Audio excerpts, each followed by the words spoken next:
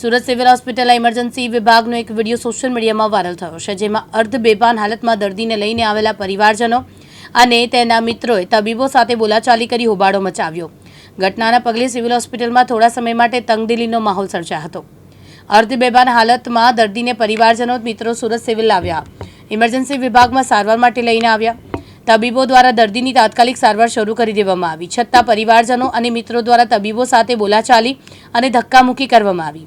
મોટી સંખ્યામાં દોડી આવેલા પરિવારજનોના હોબાળાને લઈને ઇમરજન્સી વિભાગમાં હાજર મહિલા તબીબો અને નર્સોમાં પણ ડરનો માહોલ સર્જાયો। આ દરમિયાન પરિવારના કેટલાક સભ્યો અંગ્રેજીમાં બૂમાબૂમ કરતા જોવા મળ્યા। તબીબો દ્વારા સારવાર શરૂ કર્યા બાદ કેસ પેપર કઢાવવાની પ્રક્રિયા અંગે જણાવતા પરિવારજનો ઉશ્કેરાઈ ગયા। પોણા કલાક બાદ કેસ પેપર કઢાવાયું હતું। હોબાળાના પગલે સિવિલ હોસ્પિટલના પોલીસ ચોકીમાં પોલીસને બોલાવવાની ફરજ પડી હતી। મુકેશ ગુરવ, દિવ્યાંગ ન્યૂઝ, સુરત।